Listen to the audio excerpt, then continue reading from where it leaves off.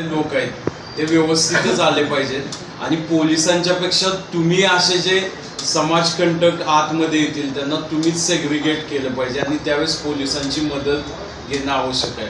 आता आपण म्हटलं की 1 ते 1.5 लाख संख्या होऊ शकते, तर ही खूप जास्त संख्या आहे. मला वाटतं अंबड चौफुलीला जर सभा असेल तर त्याचं लास्टचं टोक तुमच्या इनिशियल जिथून स्टार्टिंग पॉईंट होणार आहे तिथेपर्यंतच असेल जर एवढी संख्या झाली तर.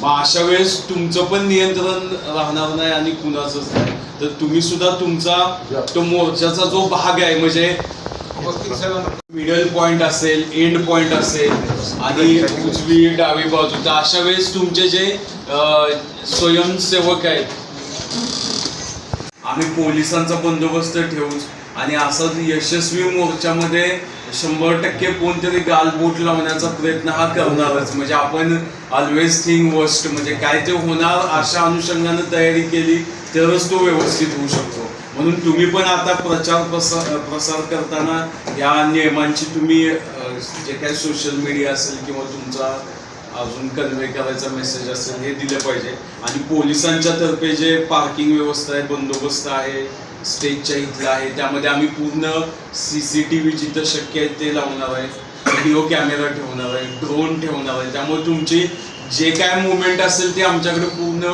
डाटा हा येणारच आहे, तो आम्ही 100% कव्हर करणार. वॉच टॉवर पण आपल्याला ठेवावे लागतील, ते आता आम्ही नियोजन करतो. आणि जे महानगरपालिकेचे पॉइंट आहेत जसं जिथं पीठ होल आहेत, खड्डे आहेत, इलेक्ट्रिक वायर कुठं खाली आलेले आहेत, परत पिण्याच्या पाण्याची सोय तुम्ही म्हटला ती पण आवश्यक आहे. आणि जिथं स्टॅम्पेड समजा एवढं लोक एकत्र येतात, काय अफवा पसरली तर अचानक गर्दी हे होऊन चेंगराचेंगरी पण होऊ शकते, तर त्याचे इमर्जन्सी एक्झिट पॉईंट पण आपल्याला ठेवले पाहिजेत. आणि सगळ्यात महत्त्वाचं त्या मोर्चाच्या पूर्ण रूटवर आपल्याला जास्तीत जास्त ॲम्ब्युलन्स ठेवले पाहिजेत, स्टॅटिक पद्धत. तर हे आम्ही महानगरपालिकेशी कोऑर्डिनेट करूच. पण तुमच्याकडून अपेक्षा आम्हाला जास्तीत जास्त स्वयंसेवकाची आहे आणि मोर्चामध्ये असे कोण येणार नाहीत हे तुम्ही स्क्रीनिंग करणं खूप आवश्यक आहे. नाहीतर एकदा मोर्चा चालू झाला ना असे लोक आले, काही सिंगल जरी आपण काय दगड टाकला तर त्याचं सगळं रूपांतरच सगळ्या ह्याच्यातून मागवणार आहे. आम्ही सुद्धा स्वतः सगळे असणार आहे त्या ठिकाणी. आणि पोलीस प्रशासनातर्फे काही जरी तुम्हाला आवश्यकता असेल तर तुम्ही कधीही कॉन्टॅक्ट करू शकता. कुलकर्णी साहेब आहेत, मी पण आहे जिस्ट ऑफिसमध्ये. मला एवढंच सांगायचं. डॉक्टर साहेबांच्या सोबत होतो बसमतला म्हणून आलो उशीर आल्यामुळे माफ मागतो. आपल्याला दिलेल्या सूचना यांनी आता मी ऐकल्या नाहीत, पण ह्या सर्वांच्याच आपल्या असलेल्या सूचना ह्या सर्वांच्या योग्यच आहेत. आम्ही आपल्यासोबत तुम्ही सांगाल त्या पद्धतीनं शांतता भरून देऊ. म्हणजे शांतता कशी होईल राहील, शांतता होणार नाही, कोणी गडबड करणार नाही आणि वेगळ्या पद्धतीचं मोर्चाला गालबोट लागणार नाही याची दक्षता घेण्यासाठी आम्ही सगळेजण आपल्याला आश्वासन देतो. तुम्हीसुद्धा आम्हाला म्हणजे काही आमच्या महत्त्वाच्या मंडळ कार्यकर्ते तुम्ही डायरेक्ट नाही सांगता आलं तर आम्ही काही लोकांची नावं सांगू तुझी आम्हाला याचं नाव पाडतो. आम्ही ते नाव डिक्लेअर न करता त्यालाही बाजूला काढायच्या सूचना आम्ही गपचूप देऊ. म्हणजे एखादे असे काही विध्वंसक आहेत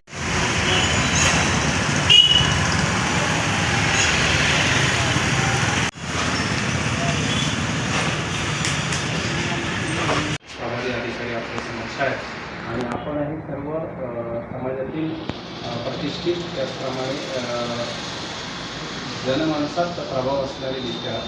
तर आपण हे व्यासपीठ सर्वांना चर्चेसाठी मोकळं झालं आहे, मुक्त आहे. मी आता अप्पर पोलीस अधीक्षक म्हणून जॉईन केलं 1 महिना झाला. याच्या अगोदर मी DCP नागपूर, अमरावती, संभाजीनगर असं वेगवेगळ्या ठिकाणी शहरात काम केलेलं आहे. सध्या बसून बोलायचं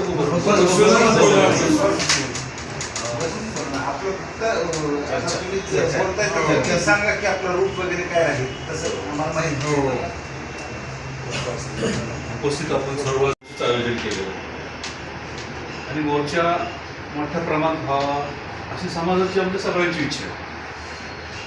हा मोर्चा डॉक्टर बाबासाहेब आंबेडकरांचा जो स्टॅच्यू आहे किल्ल्याच्या जवळपास मस्तगडचा त्या किल्ल्याच्या स्टॅच्यूपासून तो निघणार आहे.